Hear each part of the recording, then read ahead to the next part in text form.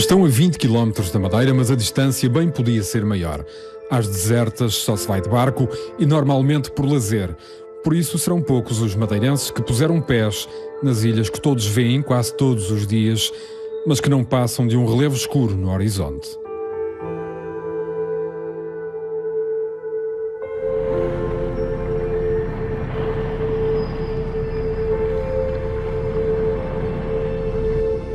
A distância não faz jus à grandiosidade das ilhas. O Ilhéu-Chão tem um aspecto de porta-aviões plantado a meio do oceano.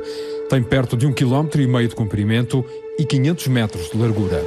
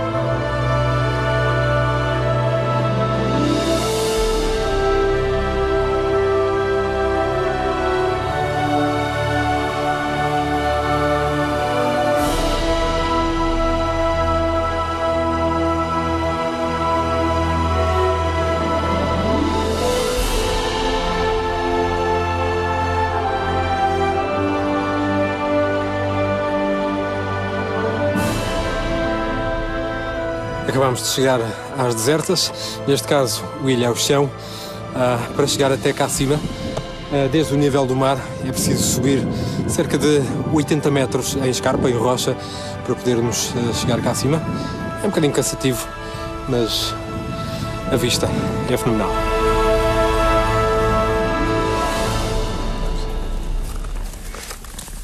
O Ilhéu-Chão é essencialmente um planalto, mas nem por isso deixa de ser interessante, ao ponto de receber com frequência investigadores. Mário Boieiro é um deles. Veio investigar a formiga argentina, uma espécie que está a pôr em perigo a vida endémica na ilha. O problema desta formiga é que é uma espécie invasora. Portanto, nós temos espécies que não são nativas do arquipélago da Madeira, são espécies que foram trazidas, muitas delas pelo homem, não é? E algumas dessas espécies acabam por depois ter um impacto bastante negativo nos ecossistemas.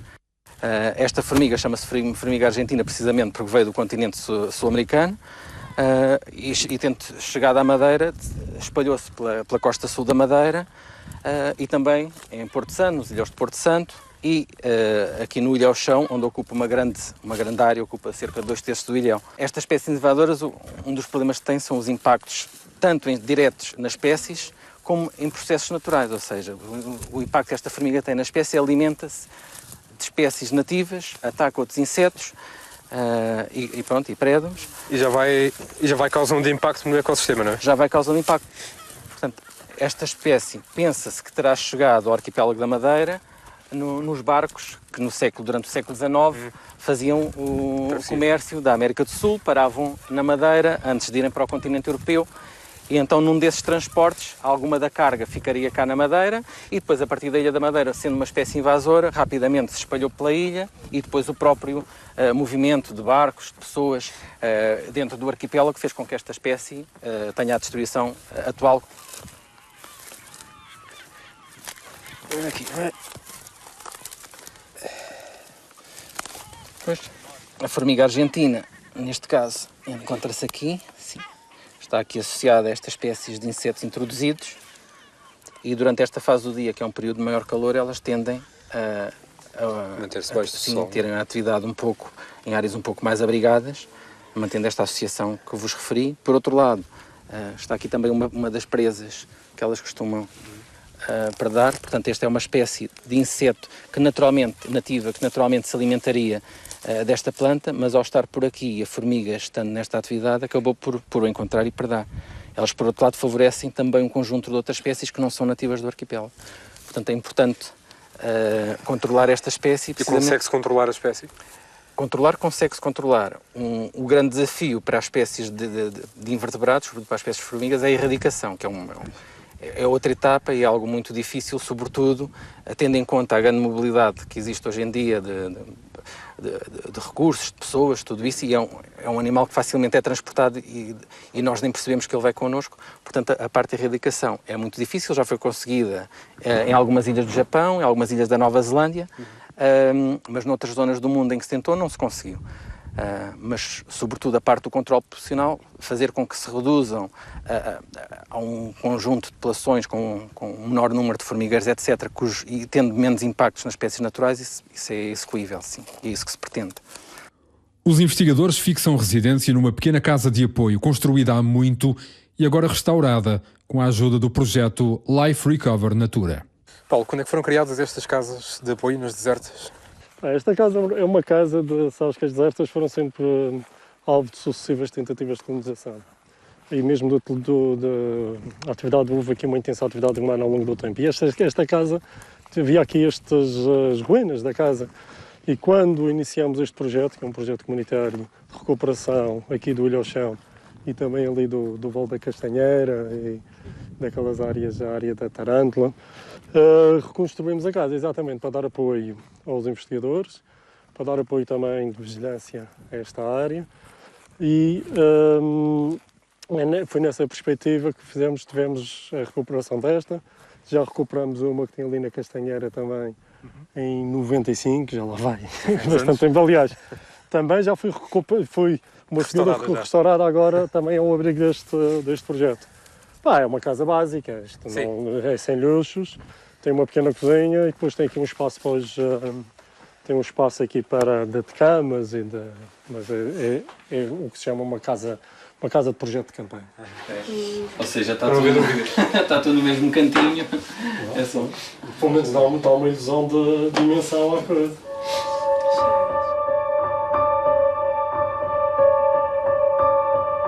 O Ilhéu-Chão já teve mais atividade.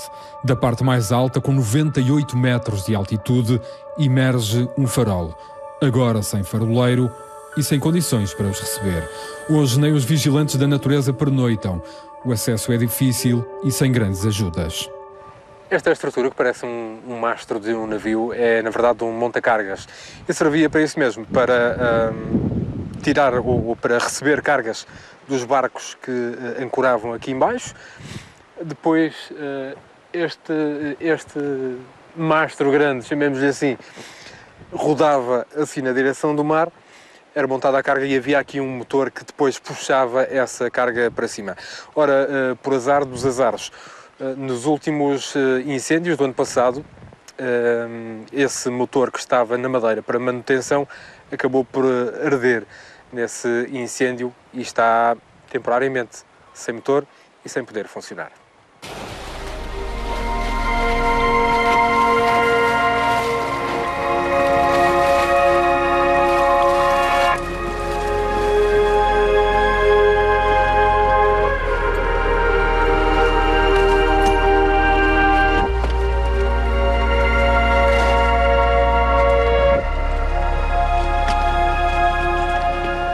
Deixamos para trás a primeira paragem nesta viagem da descoberta.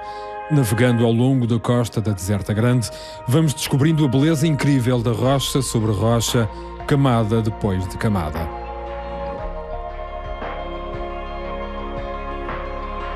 A formação do arquipélago da Madeira remonta a 27 milhões de anos, iniciada nas selvagens pela atividade vulcânica.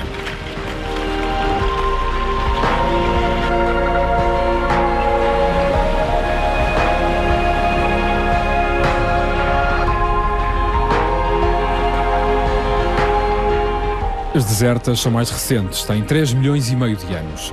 Descobertas em 1419 por João Gonçalves Jarco, Bartolomeu Prestrelo e Tristão Vaz Teixeira. São um conjunto de pequenas ilhas, estreitas, alinhadas ao longo de 16 quilómetros, quase em frente à Ilha da Madeira. O relevo vulcânico do Ilhéu-Chão é um prolongamento da ponta de São Lourenço. Há muitos anos, as Desertas e a Madeira estavam ligadas numa grande ilha, resultante da erupção de um único vulcão. Os vestígios dessa ligação permanecem enterrados no fundo do oceano. O Ilhéu-Chão, a Deserta Grande e o Bugio terão hoje 1/5 da área que em tempos tiveram. As derrocadas constantes nas ilhas acabaram por dilapidar a rocha.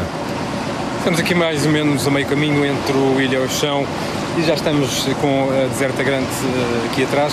Há uma história interessante sobre esta derrocada grande que estamos a ver aqui. Esta derrocada terá acontecido no princípio do século passado e diz-se que a onda provocada pela derrocada terá sido um mini tsunami que chegou a matar gente em México.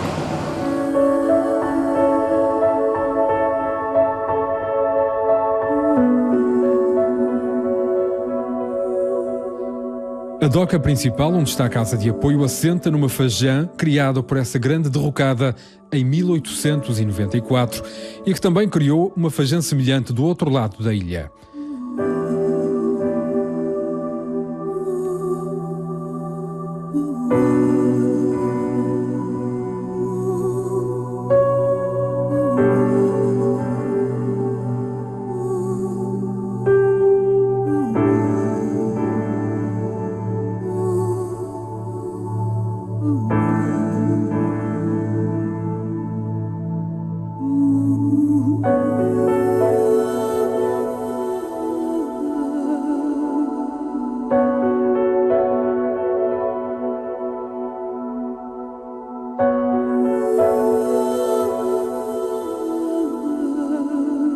Nestas ilhas que, de gente, só os vigilantes chamam casa, há muitos animais que fazem o mesmo. Grande parte deles não se encontra em mais lugar nenhum no mundo. É o caso da tarântula das desertas. Mas para lá chegar, é preciso primeiro uma prova de esforço. Hoje vamos à descoberta e à procura das famosas tarântulas das desertas. Estamos aqui nesta encosta e para chegarmos à castanheira, onde estão as tarântulas, temos que trepar aquela parede.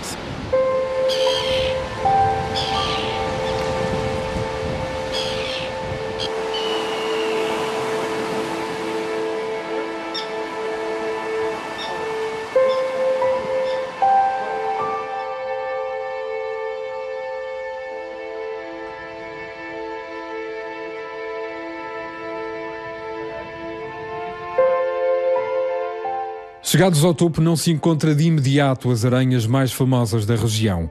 É preciso saber onde procurar. As tarântulas caçam de noite, de dia escondem-se do calor debaixo das pedras. E esta é a altura da postura de ovos. Já é grande.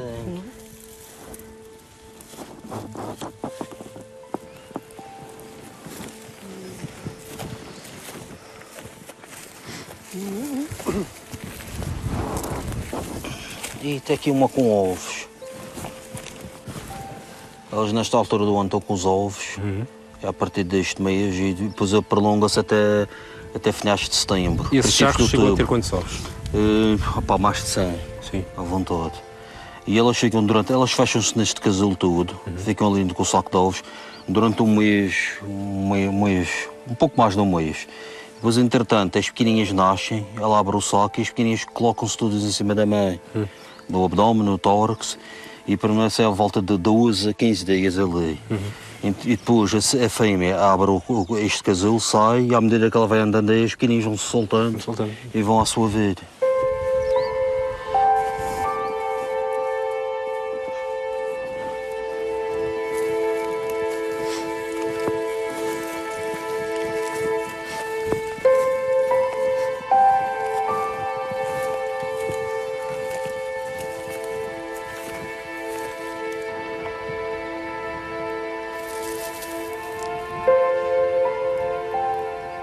Temos aqui um exemplar, este exemplar está aqui, é uma fêmea.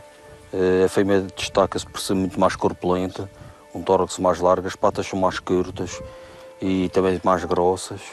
E depois uma das características de destaque é que este pontinho aqui preto, que é o ovo opositor da fêmea, onde ela deposita os ovos.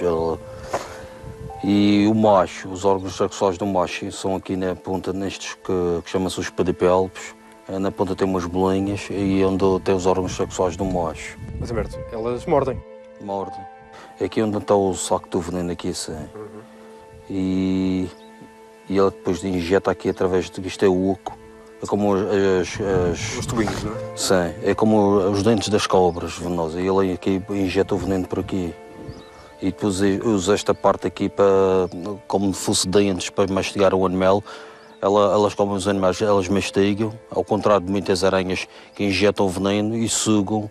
E o veneno, entretanto, faz a digestão do próprio animal e o animal ele suga aquele líquido.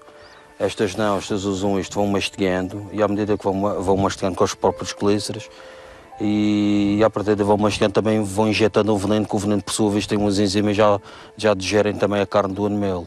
E uma mordidela dessas num ser humano, o que é que acontece? Pode ser perigosa, porque estas são aranhas, têm um veneno forte, potente, um veneno citotóxico, apodrece os tecidos e em alguns casos pode ser perigoso, depende do local onde a aranha morder ou depende também os anticorpos que a pessoa tenha. Uma pessoa mais alérgica, por exemplo, pode ser perigoso. Eventualmente, em último caso pode ser. Por exemplo, uma pessoa alérgica, há pessoas que até morrem com picadas de abelhas. Uma destas também pode ser uma pessoa alérgica, pode morrer. Então, vamos deixá-la em paz.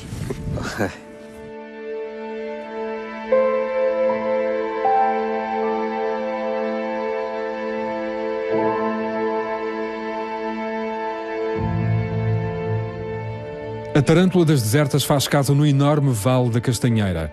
Graças à ação dos vigilantes da natureza, a espécie pôde desenvolver-se sem grandes predadores.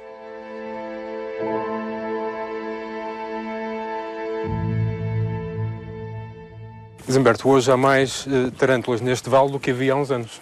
Sim. Antigamente estava tudo, como tinha os coelhos, estava tudo coberto com pouca vegetação. E havia a colónia aqui era bastante reduzida. E, entretanto, os coelhos foram retirados, começou a crescer mais vegetação, mais insetos, mais alimento e agora tem uma população bastante elevada aqui. Serão mais ou menos quantos? E penso que só nesta área aqui penso que tem mais de 1000. Mais de 1000 exemplares. Já são bastantes. Já são bastantes.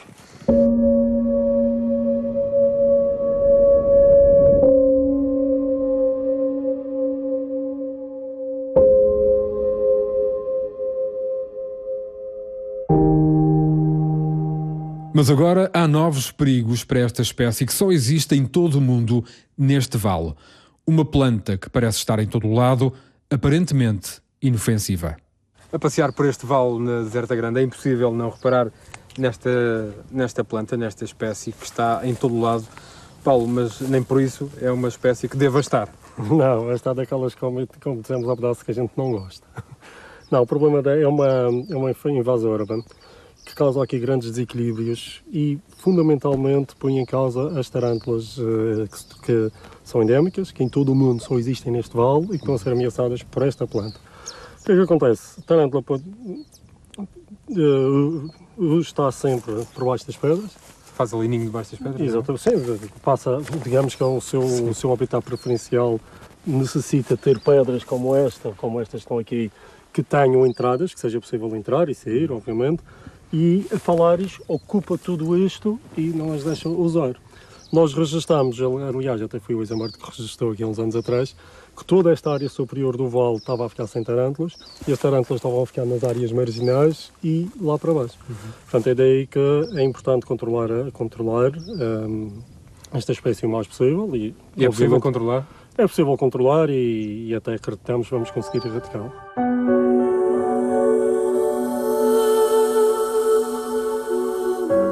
O desafio é percorrer o trajeto entre a Castanheira e a Doca, quase no outro extremo da ilha. 11 km pode parecer pouco, mas aqui dificilmente se encontram caminhos retos ou alguns metros de terreno que se possa dizer fáceis de fazer.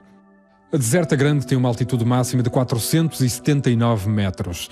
Entre os vales e as montanhas, as paisagens são cada vez mais deslumbrantes. O trajeto cada vez mais sinuoso. A casa ideal para outra espécie invasora trazida pelo homem, a cabra. serão ainda às centenas. Dizimam a vegetação da Deserta Grande. O combate é feito há anos, mas com sucesso relativo. É que a expressão caminho de cabras não nasceu por acaso. Viajam pelos acessos mais difíceis, pelas escarpas, pelas rochas, onde homem nenhum se atreve a chegar. Observam-nos atentas e à distância. Foram, a par com os coelhos, agora extintos, e os ratos, as únicas espécies de vertebrados trazidas pelo homem para estas ilhas. Ficaram da altura em que se pensava que também as desertas podiam integrar o celeiro do rei. Ao longo dos séculos houve muitas tentativas de colonizar as ilhas desertas.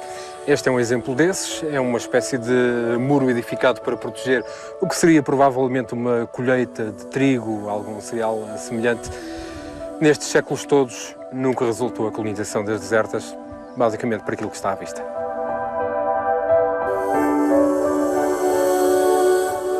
Os recursos das desertas são limitados. A água quase não existe, mas durante muito tempo tentou-se exportar e utilizar o que havia. Este líquen que vemos aqui nestas encostas, nestas rochas, chama-se Urzela e já foi uma das maiores exportações das desertas, não é verdade? Sim, foi de uma grande exportação aqui das desertas. Portanto, as pessoas contrataram certas pessoas para apanhar estes líquenes.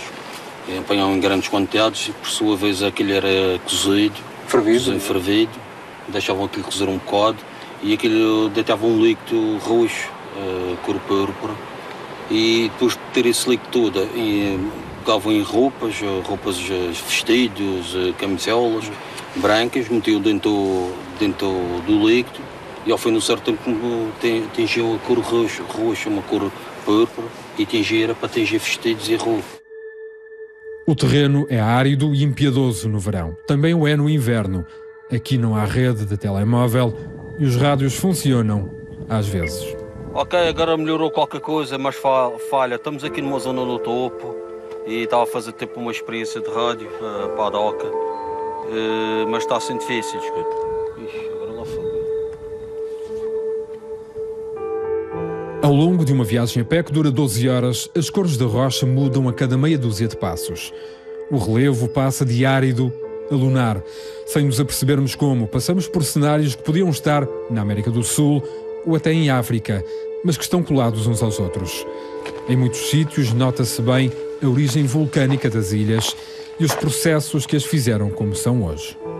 A Deserta Grande é muito maior do que parece, principalmente para quem a percorre a pé. O descanso é pouco e o percurso tem alguns perigos, seja pelo terreno instável ou pelas escarpas estonteantes, com apenas poucos centímetros para nos mantermos de pé.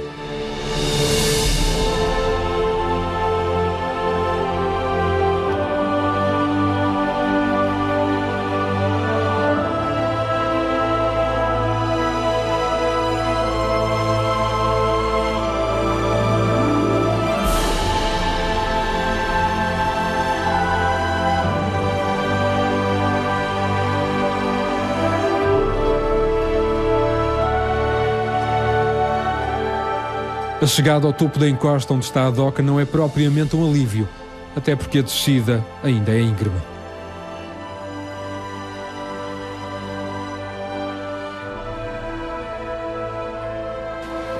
Os vigilantes da natureza já o fizeram centenas de vezes. São homens de coragem que ficam 15 dias ou 3 semanas de cada vez nas desertas e nas selvagens. São eles o braço direito dos biólogos que estudam estas ilhas. Isamberto é um desses casos. Conhece todos os animais e plantas das desertas, por nome comum e científico.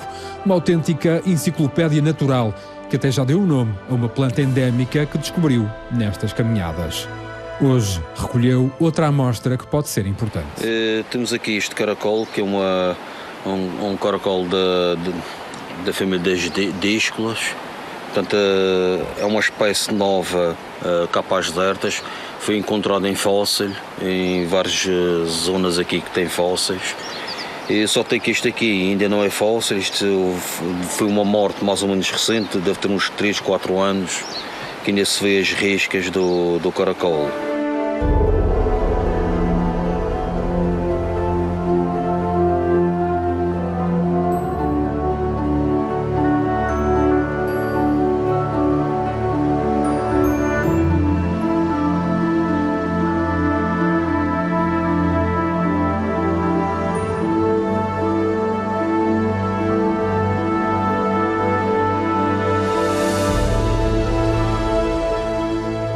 Por todas estas razões e mais algumas, as desertas são uma reserva natural protegida.